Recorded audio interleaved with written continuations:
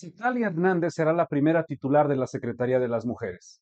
Ella tiene el objetivo que ya asumió de no dejar a mujer desamparada frente a la desigualdad, la injusticia y la violencia. ¿Podrá con el encargo de Claudia Sheinbaum? Y es que la historia de la morenista nos ofrece un perfil de faltista al trabajo, torcer la ley, gritos y hasta de una pelea a mordidas. Vea usted.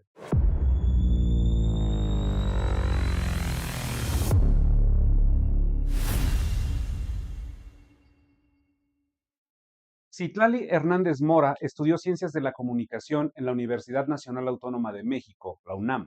Según el Sistema de Información Legislativa, no está titulada, carece de cédula profesional, por lo que puede ser pasante o tener la licenciatura trunca.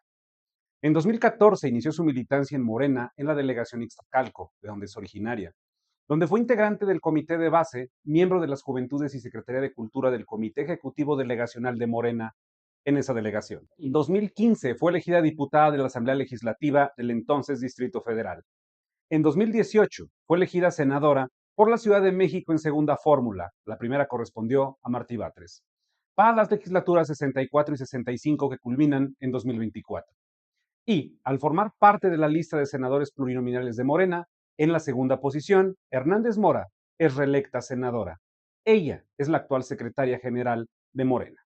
Remontémonos a cuando era diputada local por el entonces Distrito Federal. Uno de los primeros asuntos que se supo de ella es que, junto con otros legisladores, gastaban como reyes magos. Era enero del 2016. Se supo que para los festejos decembrinos como posadas, cenas navideñas y el Día de Reyes, varios diputados se otorgaron 7.920.000 pesos. A cada uno de los 66 asambleístas les tocó un cheque de 120.000 pesos para gastarlos en lo que mejor les pareciera para organizar celebraciones de la época. Citlali Hernández reconoció que en diciembre recibió el cheque, al igual que sus compañeros legisladores. Dijo, a todos los diputados nos dieron al final de año un cheque para fiestas decembrinas y para Día de Reyes. Nosotros no somos tan fanes de hacer cosas de la política tradicional, pero bueno, dijimos, si hay un presupuesto, ocupémoslo, pero démosle otro toque, fue su respuesta. Dijo que realizó 20 posadas comunitarias y regaló bicicletas, libros y juguetes a niños. Tan solo en la compra de libros, aseguró, invirtió 73.000 pesos. En síntesis, los diputados se lucieron con juguete ajeno, compraron regalos, roscas y organizan posadas con dinero que se obtiene de los impuestos de usted, de los ciudadanos. Y, como un anuncio de lo que vendría, también se supo que faltaba las sesiones de la Asamblea, pero eso sí, no dejaba de cobrar. Vía Transparencia, ese mismo organismo que Morena busca desaparecer, el periódico Reforma tuvo acceso a 95 listas oficiales de asistencia de los asambleístas. De septiembre del 2015 a marzo del 2017, el más faltista era un diputado del Partido del Trabajo, llamado José Alberto Benavides, que sumaba 30 faltas. De Morena, las más faltistas fueron, sí, Citlali Hernández y su compañera Juana María Juárez, ambas con 21 ausencias.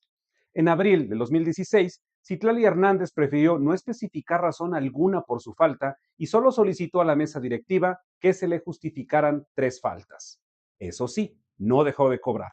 El artículo 24 de la Ley Orgánica del entonces ALDF especificaba que a quienes no asistían a las sesiones en el Pleno se les debería de descontar un día de salario, el cual ascendía a 2.400 pesos. La ley no se hizo efectiva porque para justificar una inasistencia bastó que los asambleístas mandaran una hoja informando que estaban indispuestos, tenían otras actividades que hacer o estaban enfermos, sin presentar ningún documento que lo avalara. Y llegó noviembre del 2017. La Asamblea Legislativa del Distrito Federal tuvo una sesión álgida en la que hubo una pelea protagonizada por Citlali y Nuria Delia Ruiz.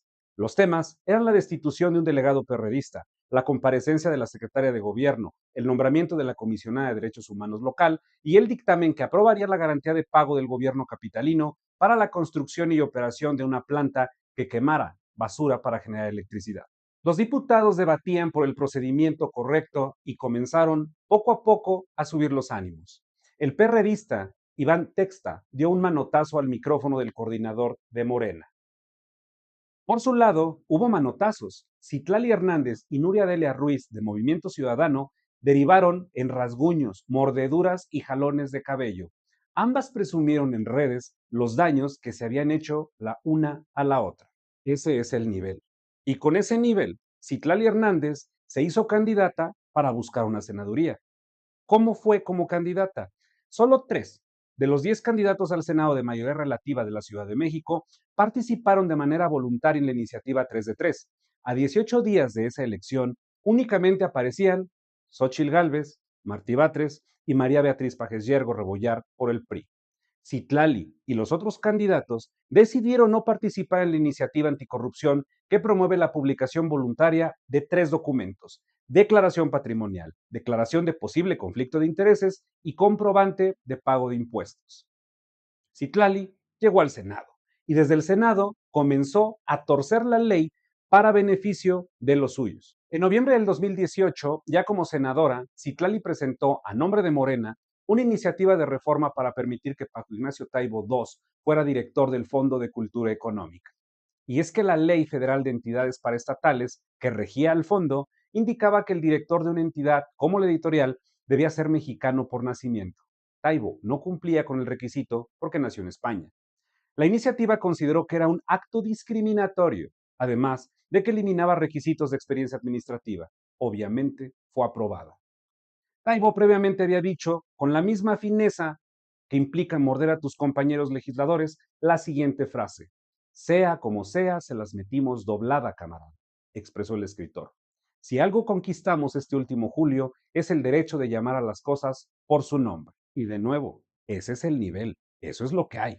En mayo del 2019, Citlali recibió y abrió en su oficina un libro bomba que explotó en sus manos y no le causó heridas graves. El Senado endureció las revisiones en los ingresos y ese hecho fue condenado por la mayoría de las fuerzas políticas.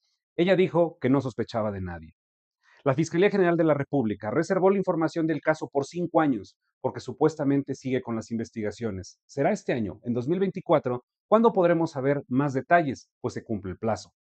Sigamos, de nuevo, noviembre 2019. Fue una de las protagonistas de un zafarrancho en el Senado. El motivo, la llegada de Rosario Piedra a la Comisión Nacional de Derechos Humanos. Vean, en noviembre del 2019, en una atropellada sesión que terminó con gritos, codazos y empujones, Morena y sus aliados en el Senado impusieron a Rosario Piedra en la Comisión Nacional de Derechos Humanos. En la tribuna, el senador panista Gustavo Madero intentó instalarse a la espalda de la presidenta Mónica Fernández, pero fue desalojado por los morenistas. No toques a la presidenta, no toques a la presidenta, ordenaba el morenista Salomón Jara a Madero, antes de apartarlo a empellones con la ayuda de los legisladores Ricardo Moreno, Citlali Hernández y Marta Guerrero, quien finalmente tumbaron al panista.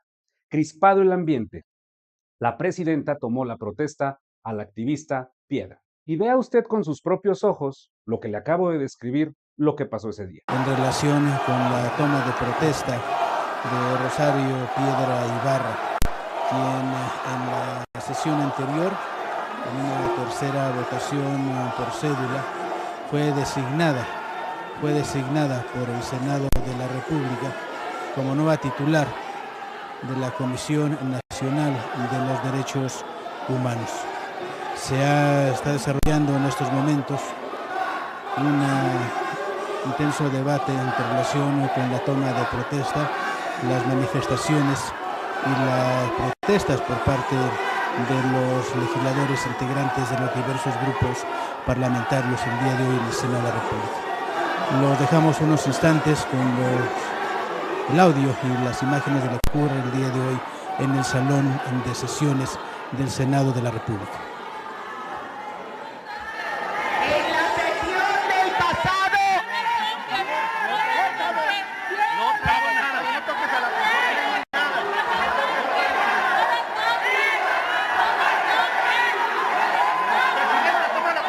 Para septiembre del 2020, Citlali Hernández decidió buscar la dirigencia de Morena, aunque llegó a la Secretaría General y fue testigo de cómo Mario Delgado no quiso reconocer al finado Porfirio Muñoz Ledo como ganador de la encuesta interna.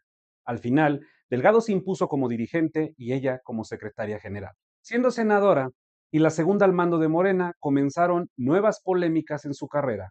Vamos a ver algunas. En marzo del 2022, morenistas encabezados por la secretaria general, Citlali, fueron a Cuba para reunirse con el Partido Comunista y autoridades de la isla. En abril de ese año, diputados de la Alianza Va por México presentaron una denuncia ante la Fiscalía General de la República en contra del presidente Manuel López Obrador, el líder nacional y la secretaria general de Morena, Mario Delgado y Citlali, por alentar una campaña de odio en contra de quienes rechazaron la reforma eléctrica. Los morenistas decidieron que quienes no estuvieran con ellos eran traidores a la patria. Discurso de odio. Ese mismo mes, ante los intentos de que la Guardia Nacional se incorporara al ejército, se le recordó a la morenista que ella estaba en contra de la militarización del país en la época de Felipe Calderón. Incluso, integrantes del movimiento Resistencia Feminista Antimilitarista exigieron al Senado frenar la intención del gobierno federal de militarizar el país. Ella las ignoró. Desde octubre del 2022 comenzaron los embates del empresario Ricardo Salinas Pliego hacia ella, que derivó en una advertencia hacia él del INE. El embate sigue actualmente. Y en 2024 fue evidenciada de nuevo. En plena sesión, la legisladora Lili Telles acudió al escaño de Citlali Hernández para evidenciar su ausencia. De nuevo, se evidenció que era una faltista, pero que seguía cobrando. Y entre otras cosas, como extender su mandato con Mario Delgado en Morena, Citlali tuvo una declaración de 10. A raíz de las dudas y cuestionamientos sobre cómo se llevaron a cabo las votaciones para elegir al candidato presidencial de Morena, Citlali Hernández dijo que el voto de un chico de la Sierra en México no es igual al de una empresaria que vive en las lomas. Escuche. Es decir, si la boleta la llenó, el encuestado fue un joven de la Sierra de Guerrero, valía distinto a una mujer empresaria de las lomas, etcétera. Digamos, todos estos ponderadores todavía faltaban. Entonces, no queríamos que hubiese observación en ese proceso. Para la nueva secretaria de las mujeres, la que quiere que no haya desigualdad, no es igual una opinión de alguien de la sierra que una persona de las lomas. ¿Cómo podrá Citlali, con ese encargo, siendo fanática de gobiernos comunistas, de apegarse a lo que diga su jefe López Obrador y cambiar de opinión como fue con la militarización? ¿Cómo confiar en alguien que ignora a otras mujeres solo por el hecho de no estar de acuerdo con ellas? Hoy tiene el beneficio de la duda. Pero la gran pregunta, dada su historia como faltista y seguir cobrando, ¿va a asistir a trabajar? Porque para trabajar sí se necesitan tamaños, y muchos. ¿Quiénes quieren?